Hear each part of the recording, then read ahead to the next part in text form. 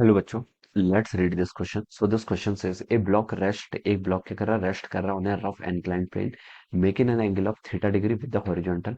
The coefficient of static friction between the block and the inclined plane 0.8. If the frictional force on the block is 10 newton, then the mass of the block in kg. आपको क्या बताना है? मास of the block यहाँ पर बताना है KG में. ठीक है, तो चलिए बच्चों, इस क्वेश्चन का की कॉन्सेप्ट आप क्या लिख सकते हैं? The key concept of this question, आपको यहाँ पर मास of the block in KG बताना है.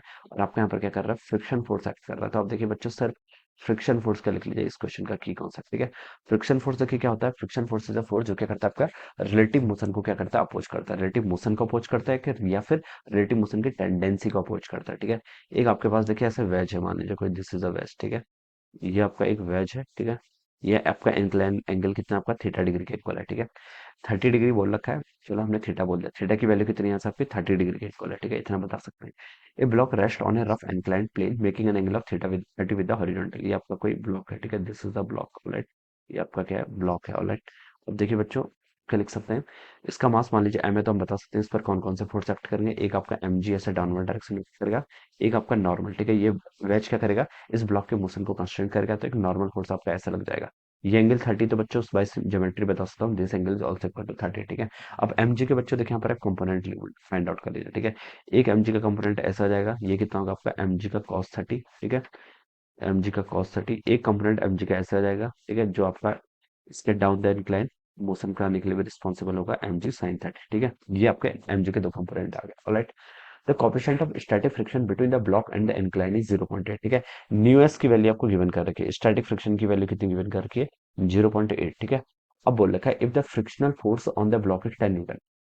Okay, if the frictional force, आपको मास गिवन नहीं कर रहा. अच्छा, मास फाइंड आउट करके बताना है. ऑलराइट, तो देखिए बच्चों, आपको बता रखा है फ्रिक्शनल फोर्स कितना है. If the frictional force on the block is 10 Newton. ठीक है, देखिए ब्लॉक आपका रेस्ट पर है, रेस्ट पर है, तो हम बता सकते हैं इसमें फ्रिक्शनल फोर्स देखिए ऐसे एक्ट करेगा, this is the frictional force. और कौन सा फ्रिक्शनल फोर्स होगा आपका, स्टैटिक फ्रिक्शन फोर्स होगा. कौन सा होगा आपका, रेस्ट पे, तो हम बता सकते हैं स्टैटिक फ्रिक्शन फोर्स होगा. ठीक है, स्टैटिक फ्रिक्शन फोर्स के करस्पॉन्डिंग देखिए आपका क्या फॉर्मूला होता है, इट कैन नॉट बी. ठीक है, स्टैटिक फ्रिक्शन की वैल्यू होती है आपकी, ये होता है आपका mu into M G cos 30 के इक्वल. न्यू क्या आपका, mu into M G cos of 30. ठीक है, ये हम बता सकते हैं. तो स्टैटिक फ्रिक्शन की हम एग्जैक्ट वैल्यू तो इस रिलेशन से नहीं बता सकते हैं, लेकिन ये बता सकते हैं कि ये आपका क्या होगा, इसकी maximum value mu M G cos 30 होगी. ठीक है, जीरो से लेकर न्यू एम जी कॉस 30 तक फ्रिक्शन फोर्स, स्टैटिक फ्रिक्शन क्या कर सकता है, अपने आपको वेरी कर सकता है, इतना बता सकते हैं. ठीक है, तो ये आपका रेस्ट कर रहा है. ठीक है, रेस्ट पर है, और हमें फ्रिक्शनल फोर्स दे रखा है 10 न्यूटन के इक्वल. ठीक है, 10 न्यूटन के इक्वल. ठीक है, ओके, ऑलराइट. तो बच्चों अब देखिए, अब हम क्या लिखेंगे, आपको देखिए हम यहाँ से लिख सकते हैं 10 न्यूटन के इक्वल है, तो हमें बताना मास ऑफ द ब्लैक. तो बच्चों देखिए, ये रेस्ट पर है, तो इसका मतलब एम जी साइन थीटा को कौन बैलेंस कर रहा है, ऊपर से फ्रिक्शन फोर्स, और उस फ्रिक्शन फोर्स का आपका मैग्नीट्यूड दे रखा है 10 न्यूटन. तो आप यहाँ पर लिख लीजिए, आपका एम जी साइन 30 बच्चों किसके इक्वल हो जाएगा, आंसर आपका 10 के इक्वल हो जाएगा, क्योंकि देखिए रेस्ट पर है. रेस्ट पर है तो देखिए हम बता सकते हैं एम जी साइन थीटा और 10 एक दूसरे को बैलेंस कर रहे होंगे. और कौन सा लग रहा है, देखिए बोला गया रेस्ट पर है, तो स्टैटिक फ्रिक्शन लेगा. तो आप जस्ट यहाँ पर से इतना बता दीजिए, इसकी आपको कोई जरूरत ही नहीं है. ठीक है, ये जस्ट आपको कंफ्यूज करने के लिए दिया हुआ है. ठीक है, स्टैटिक फ्रिक्शन का जो मैग्नीट्यूड दिया हुआ है, जस्ट कंफ्यूज करने के लिए दिया हुआ है. क्वेश्चन में इतना बोला था कि रेस्ट पर है, तो हम बता सकते हैं देखिए एम जी साइन 30 को एक स्टैटिक फ्रिक्शन का फोर्स आपका अपर डायरेक्शन में जो क्या कर रहा होगा, बैलेंस कर रहा होगा, और उसका मैग्नीट्यूड भी आपको गिवन कर दिया कितना, 10 के इक्वल. तो सिंपली आप एम जी साइन 30 को यहाँ पर 10 के इक्वल कर देना है. ये फोर्स नहीं लगाना है, ये आपको फोर्स की वैल्यू देता है, ये आपको लिमिट्स बताता है कि स्टैटिक फ्रिक्शन आपका जीरो से न्यू एम जी कॉस 30 के बीच पर आएगा.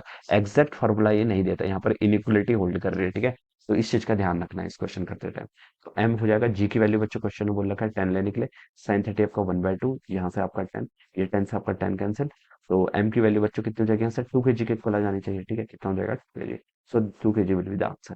तो कौन सा ऑप्शन मैच कर गया, आपका A option. So we can say that A option will be the right answer of this question. Question आपका जस्ट इसी से हो जाता है, क्वेश्चन की लैंग्वेज को ध्यान से पढ़ना है. Alright, so I hope you all understood this concept. All the best and thank you so much.